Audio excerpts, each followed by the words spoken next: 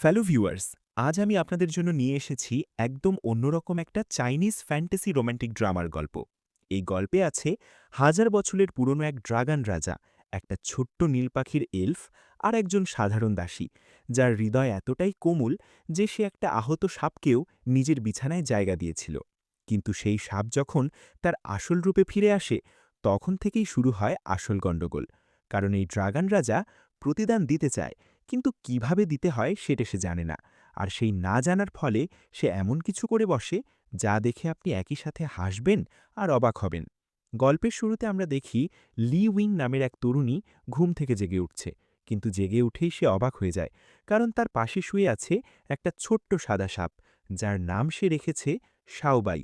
লি wing ভাবছে কিভাবে এই সাপটা তার বিছানায় উঠে এলো, সে তো মনে করতে পারছে না। তবে একটা জিনিস সে লক্ষ্য করে, গত রাতে সে অনেক ভালো ঘুমিয়েছে, যেটা আগে কখনো হতো না। অন্যদিকে সেই সাপটা মনে মনে ভাবছে সে মোটেও ভালো ঘুমায়নি, কারণ এই মেয়েটা ঘুমের মধ্যে তাকে জড়িয়ে ধরে রেখেছিল। এবার দৃশ্য বদলায়। আমরা দেখি শাওবাই, মানে সেই ছোট্ট সাদা সাপটা, প্রচুর পরিমাণে ডুরিয়ান খাচ্ছে। ডুরিয়ান হল দক্ষিণ পূর্ব এশিয়ার একটা ফল, যার গন্ধ অনেকের কাছে অসহ্য। লিউইং ভাবছে এই সাপটা কেন এত ডুরিয়ান খায়, সে তো উত্তর দিকের সাপ, তাহলে দক্ষিণ পূর্ব এশিয়ার ফল এত পছন্দ করে কেন? আসলে লিউইং জানে না যে এই সাপটা কোনো সাধারণ সাপ না, এটা আসলে স্বর্গের ড্রাগন রাজা, যে আহত হয়ে মানুষের জগতে এসে পড়েছিল। লিউইং তাকে বাঁচিয়েছে, যত্ন করেছে, খাইয়েছে, তাই সে মনে করছে লিউইংয়ের পছন্দের জিনিস খেতে হবে। কিন্তু সমস্যা হলো, ডুরিয়ানের গন্ধ সে একদম সহ্য করতে পারে না। তবুও সে জোর করে খাচ্ছে, কারণ সে ভাবছে এটাই লিউইংয়ের প্রিয় খাবার। এদিকে লিউইংয়ের একটা বিশেষ বন্ধু আছে, একটা ছোট্ট নীল পাখি, যার নাম কিংকিং। এই কিংকিং আসলে একটা পাখির এলফ। সে মানুষের রূপ ধারণ করতে পারে, কিন্তু তার মাথায় দুটো পালক থেকেই যায়, যা সে লুকাতে পারে না। কিংকিং প্রায় লিউইংয়ের কাছে আসে, কারণ লিউইং তাকে ওসমান্থাস কেক বানিয়ে দেয়। কিংকিং এই কেক খুব পছন্দ করে। একদিন কিংকিং লিউইংয়ের কাছে দেখে যে কোনো কেক নেই। সে জিজ্ঞেস করে কেন কেক নেই। লিউইং বলে সে কেক বানানোর সময় পায়নি। কিংকিং জানায় সে একটু আগে একটা সাপের দানব দেখেছে, কিন্তু পরে সে নিজেই সংশোধন করে বলে, না না, ওটা বোধহয় সর্প ছিল। আবার ভাবে, না না, ওটা তো ড্রাগন দানব ছিল। কিংকিং ভয়ে কাঁপতে থাকে। সে ভাবছে এই ড্রাগন দানব হয়তো লিউইংকে খেয়ে ফেলবে, তাহলে তার কেক কে বানাবে? লিউইং অবশ্য এসব শুনে হাসে। সে ভাবছে শাওবাই এখন সুস্থ হয়ে গেছে, তাই তাকে পাহাড়ে ছেড়ে দেওয়া উচিত। সে শাওবাইকে জিজ্ঞেস করে, তুমি কি আমাকে মিস করবে? শাওবাই মনে মনে ভাবছে অবশ্যই মিস করব, কিন্তু সে কিছু বলতে পারে না, কারণ সে এখনও সাপের রূপে আছে। পরদিন সকালে লিউইং জেগে উঠে দেখে তার টেবিলে গরম গরম ভাজা বাদাম রাখা আছে। সে অবাক হয়ে যায়, কারণ সে গতরাতে স্বপ্নে এই বাদামের কথাই দেখেছিল। সে ভাবছে নিশ্চয়ই কোনো দয়ালু দেবতা তার ইচ্ছা পূরণ করেছেন। কিন্তু পরে সে ভাবে, না না, দেবতাদের এত সময় কোথায়? নিশ্চয়ই এটা মিস শাওহু পাঠিয়েছেন, কারণ এই পুরো দুনিয়ায় শুধু মিস শাওহুই জানেন যে ভাজা বাদাম লিউইংয়ের প্রিয় খাবার। লিউইং খুশি মনে বাদাম খেতে খেতে শাওবাইকে খুঁজতে যায়, কিন্তু শাওবাই কোথাও নেই। সে ভয় পেয়ে যায়, কারণ এই বাড়িতে অনেক রাঁধুনি আছে যারা সাপের স্যুপ বানাতে পারে। লিউইং সারা বাড়ি খুঁজে বেড়ায়, রান্নাঘরে নেই, বাগানে নেই। সে ভাবছে শাওবাই কি একা একা চলে গেল? এতদিন সে যত্ন করল, আর শাওবাই এভাবে চলে গেল, একটু অপেক্ষা করতে পারল না। ঠিক তখনই সে দেখে একটা লম্বা সুদর্শন যুবক তার সামনে দাঁড়িয়ে আছে। সে কিছু বুঝে ওঠার আগেই যুবকটি বলে, আমি শাওবাই। লিউইং অবাক হয়ে বলে, শাওবাই? মানে সেই ছোট্ট সাদা সাপ? যুবকটি বলে, আমি সাপ না, আমি ড্রাগন রাজা। তোমাকে আমাকে ড্রাগন রাজা। আগুন রাজা বলে ডাকতে হবে।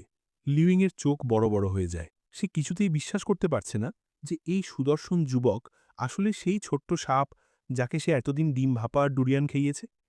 ড্রাগন রাজা বলে, তুমি আমার প্রাণ বাঁচিয়েছ। আমি তোমার এই উপকারের প্রতিদান দিতে চাই। বলো, তুমি কি চাও? ৩ জগতের যা কিছু আছে আমি তোমাকে এনে দিতে পারব। লিউইং একটু ভেবে বলে, আমার কিছু লাগবে না। আমি তোমাকে সুস্থ করিনি কিছু পাওয়ার জন্য। জানলাম তুমি ভালো আছো, এটাই আমার জন্য যথেষ্ট। কিন্তু ড্রাগন রাজা এই উত্তরে সন্তুষ্ট না। সে বলে, না না না, আমি উপকার নিয়ে থাকতে পছন্দ করি না। তোমাকে অবশ্যই কিছু চাইতে হবে। লিভিং একটু ভেবে বলে, ঠিক আছে, একটা জিনিস আছে। তুমি কি সেই ডুরিয়ানগুলো সরিয়ে দিতে পারবে? আমি ওই গন্ধ একদম সহ্য করতে পারি না। ড্রাগন রাজা অবাক হয়ে বলে, তুমি তো আমাকে ডুরিয়ান দিয়েছিলে, কারণ সেটা তোমার পছন্দের। লিভিং বলে, না না, আমি ভেবেছিলাম তুমি পছন্দ করো তাই কিনেছিলাম। আমার মাসিক বেতন দিয়ে কিনতে হয়েছে, অনেক দাম। ড্রাগন রাজা এবার বুঝতে পারে যে সে ভুল করেছে। লিউইং ডুরিয়ান নিজের জন্য কিনেনি, কিনেছে তার জন্য। আর সে ভেবেছে এটা লিউইংয়ের পছন্দ, তাই জোর করে খেয়েছে। এই ভুল বোঝাবুঝির কথা ভেবে সে কিছুটা লজ্জিত হয়। ঠিক তখনই বাইরে থেকে ডাক আসে।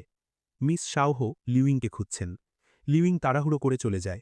যাওয়ার আগে বলে যায়, ডুরিয়ানগুলো সরিয়ে দিও কিন্তু। ড্রাগন রাজা একা দাঁড়িয়ে ভাবছে। সে বুঝতে পারছে না কেন এই মেয়েটার কথা তার মাথা থেকে যাচ্ছে না। এমন সময় তার পুরনো বন্ধু ইউচি এসে হাজির হয়। ইউচি জিজ্ঞেস করে, তুমি এখানে কি করছ? তোমার তৃতীয় ঝড় আসছে, তোমার উচিত ড্রাগন পুকুরে গিয়ে সাধনা করা।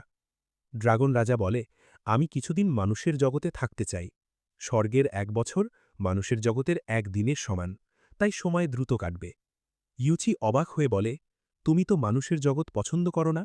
সেখানে মানুষ শুধু ধনসম্পদ, নাম যশ, গহনা আর সুন্দরী নিয়ে মাতামাতি করে। এসব তো তোমার অপছন্দ। তাহলে হঠাৎ মানুষের জগতে যেতে চাইছো কেন? ড্রাগন রাজা কোনো উত্তর না দিয়ে চলে যায়। ইউচি মনে মনে ভাবে, ১০০০ বছর বয়সী ড্রাগন রাজা হঠাৎ মানুষের জগতে মজা করতে চায়? এর পেছনে নিশ্চয়ই কিছু আছে। এদিকে কিংকিং লিউইংকে খুঁজছে। সে ভাবছে, লিউইং কোথায় গেল? কিছু হয়ে গেল না তো? সে চিন্তায় অস্থির হয়ে পড়ে। ঠিক তখনই সে দেখে গরম গরম ওসমান্থাস কেক রাখা আছে। সে বুঝতে পারে লিউইং ঠিক আছে এবং তার জন্য কেক বানিয়ে রেখে গেছে। কিন্তু ঠিক সেই মুহূর্তে সামনে এসে দাঁড়ায় ড্রাগন রাজা। কিংকিং ভয়ে কাঁপতে শুরু করে। সে বলে, আমাকে খাবেন না, আমাকে খাবেন না। আমি শুকনো আর স্বাদহীন। আমার মাংস আপনার দাঁতে আটকে যাবে, যেটা আপনার ইমেজের জন্য ভালো না। ড্রাগন রাজা বলে, আমি কি এমন দেখতে যে এলফদের খাই? কিংকিং তাড়াতাড়ি বলে, না না, একদম না। আপনি তো এত সুদর্শন, এত গ্ল্যামারাস। আপনি কেন আমার মতো শুকনো পাখি খাবেন? ড্রাগন রাজা জিজ্ঞেস করে, তুমি লিউইংকে এত ভালো চেনো কেন? সত্যি কথা বলো, না হলে। কিংকিং ভয়ে সব বলে দেয়। সে বলে, তার পা আহত ছিল, লিউইং তাকে সুস্থ করেছে। তাই সে উপকারের প্রতিদান দিতে মাঝে মাঝে লিউইংকে সুন্দর ফুল এনে দেয়। ড্রাগন রাজা শুনে বলে, আজ থেকে তুমি আমার আদেশ মানবে। প্রথম আদেশ হল, কোনো প্রশ্নের উত্তর ১ বাক্যে দেবে, বেশি কথা বলবে না। দ্বিতীয় আদেশ হল, তুমি আগের মতোই লিউইংকে সাহায্য করবে। কিংকিং মাথা নেড়ে রাজি হয়ে যায়। এদিকে মিস শাওহো মন্দিরে তীর্থযাত্রায় যাচ্ছেন। তিনি লিউইংকে সাথে নিতে চান, কিন্তু লিউইং বলে সে নিজের বিছানা ছাড়া ঘুমোতে পারে না। মন্দিরে গেলে সে ঠিকমতো ঘুমোতে পারবে না, আর সন্ন্যাসীরা যখন মন্ত্র পড়বেন তখন সে হাই তুলবে। এটা দেখতে ভালো লাগবে না। মিস শাওহো হেসে বলেন, ঠিক আছে, তবে বাড়িতে থেকে শুধু ঘুরে বেড়াবে না। মিস শাওহো চলে যাওয়ার পর লিউইং বাজারে যায়। সে চিনির প্রলেপ দেওয়া ফল কেনে, রঙিন সুতো কেনে। সে এসব কিনে খুব খুশি। ড্রাগন রাজা দূর থেকে তাকে দেখছে। সে ভাবছে, এই মেয়েটা ছোট ছোট জিনিসে এত খুশি হয়। সে তো ৩ জগতের যে কোনো কিছু দিতে পারত, কিন্তু লিউইং কিছুই চাইল না। ড্রাগন রাজা ভাবছে কিভাবে সে উপকারের প্রতিদান দেবে। হঠাৎ তার চোখে পড়ে একটা বইয়ের দোকান। সে ভাবছে, লিউইং বই কিনে এত খুশি কেন? সে দোকানদারকে জিজ্ঞেস করে, কোনো দুর্লভ বই আছে? এমন কিছু যেখানে ড্রাগন রাজার প্রতিদান দেওয়ার কথা লেখা আছে? দোকানদার বলে, ড্রাগন রাজার প্রতিদানের বই নেই, তবে সম্রাটের প্রতিদানের বই আছে। সম্রাট তো আর রাজার মতোই। ড্রাগন রাজা সেই বইটা কেনে এবং পড়তে শুরু করে। বইতে লেখা আছে একজন সম্রাট কিভাবে এক নারীর উপকারের প্রতিদান দিয়েছিলেন। সেই নারী সম্রাটকে বাঁচাতে নিজের মাংস কেটে দিয়েছিল। সম্রাট জিজ্ঞেস করেছিলেন, কিভাবে প্রতিদান দেব? নারী বলেছিল, আপনি আমার প্রতি প্রতিশ্রুতিবদ্ধ হন।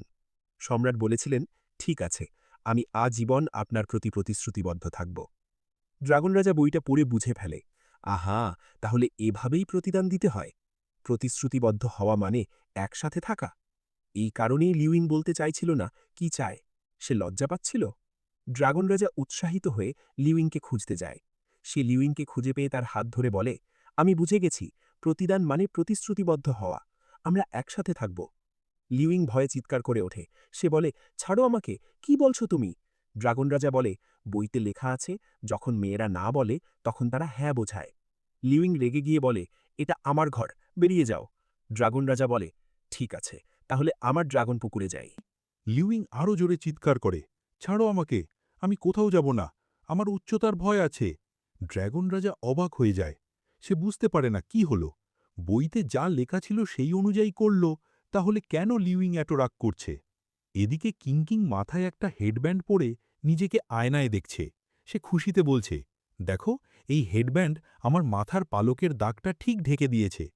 মানুষের বাজার থেকে অনেক কষ্ট করে কিনেছি। মানুষেরা মেকআপের ব্যাপারে এলফ আর দানবদের চেয়ে অনেক বেশি ক্রিয়েটিভ। কিন্তু হঠাৎ সেই হেডব্যান্ড খুলে পড়ে যায়। কিংকিং হতাশ হয়ে বলে, কেন এই দাগটা জাদু দিয়েও মুছে ফেলা যায় না? আমি জানতে চাই কেন। সে ভাবছে, ভাগ্যের অমর দেবতার লাইব্রেরিতে গেলে সব প্রশ্নের উত্তর পাওয়া যায়। সে কি সেখানে যেতে পারবে? এদিকে ড্র্যাগন রাজা হতাশ হয়ে মদ খাচ্ছে। ইউচি এসে বলে, আমরা তো একসাথে মদ খাওয়ার কথা ছিল, তুমি একা খাচ্ছ কেন? ড্র্যাগন রাজা বলে, আমাকে একা থাকতে দাও। ইউচি বলে, বলো কি হয়েছে? ড্র্যাগন রাজা বলে, আমি একটা জিনিস বুঝতে পারছি না। যদি আমি তোমার প্রতি প্রতিশ্রুতিবদ্ধ হতে চাই, তুমি কি প্রত্যাখ্যান করবে? ইউচি হেসে বলে, আমি? প্রতিশ্রুতি? ড্র্যাগন রাজা বলে, আমি বইতে যা লেখা ছিল সেই অনুযায়ী করলাম, কিন্তু প্রত্যাখ্যান হলাম। ইউচি বুঝতে পারে ড্র্যাগন রাজার কারো প্রতি দুর্বলতা তৈরি হয়েছে। সে জিজ্ঞেস করে, তাহলে তোমার কি ক্রাশ হয়েছে কারো অপর? ড্র্যাগন রাজা কোনো উত্তর দেয় না। রাতে ড্র্যাগন রাজা একা বসে ভাবছে। সে বুঝতে পারছে না কেন লিউইংকে সে বারবার মনে করছে, কেন তার চোখের সামনে বারবার লিউইংকে দেখছে। তার কি হয়েছে? সে নিজেই নিজেকে প্রশ্ন করছে। তার মনে পড়ছে সেই দিনের কথা, যখন লিউইং তাকে প্রথম খুঁজে পেয়েছিল। সে তখন আহত ছিল। লিউইং তাকে দেখে বলেছিল, বিড়াল, তুমি আহত? আমি তোমাকে ধরতে পারছি না এখন। আমাকে একটা ঝুড়ি বানাতে দাও, তারপর আমরা ওষুধের গাছ আনতে যাব। সেই স্মৃতি ড্র্যাগন রাজার মনে বারবার ঘুরে আসছে। সে বুঝতে পারছে লিউইং একটা বিশেষ মানুষ, কিন্তু সে মানুষ আর ড্র্যাগন রাজা স্বর্গীয় প্রাণী। তাদের মধ্যে কি কিছু হতে পারে? এদিকে কিংকিং জানতে পেরেছে যে তার মাথার দাগ কেন মুছে ফেলা যায় না, তার উত্তর পেতে হলে ভাগ্যের অমর দেবতার লাইব্রেরিতে যেতে হবে। সেখানে সব প্রশ্নের উত্তর আছে।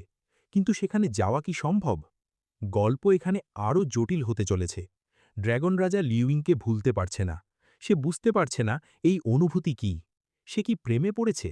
একজন 1000 বছর বয়সী ড্র্যাগন রাজা কি একজন সাধারণ মানুষের প্রেমে পড়তে পারে? আর লিউইং, সে কি জানে তার সামনে দাঁড়িয়ে থাকা এই সুদর্শন যুবক আসলে স্বর্গের ড্র্যাগন রাজা? সে কি জানে এই ড্র্যাগন রাজা তার জন্যে কতটা চিন্তিত? সে কি জানে এই ড্র্যাগন রাজা একটা ভুল বই পড়ে তার কাছে প্রতিশ্রুতি দিতে এসেছিল? এই সব প্রশ্নের উত্তর পেতে হলে আমাদের অপেক্ষা করতে হবে পরবর্তী পর্বের জন্য, কারণ এই গল্পে এখনও অনেক কিছু বাকি আছে। ড্র্যাগন রাজার তৃতীয় ঝড় আসছে। কিংকিংয়ের মাথার দাগের রহস্য কি? আর লিউইং ও ড্র্যাগন রাজার মধ্যে কি সত্যিই কিছু হবে? এই পর্বে আমরা দেখলাম কিভাবে একটা ভুল বোঝাবুঝি থেকে শুরু হয়ে গেল এক অদ্ভুত সম্পর্ক। ড্র্যাগন রাজা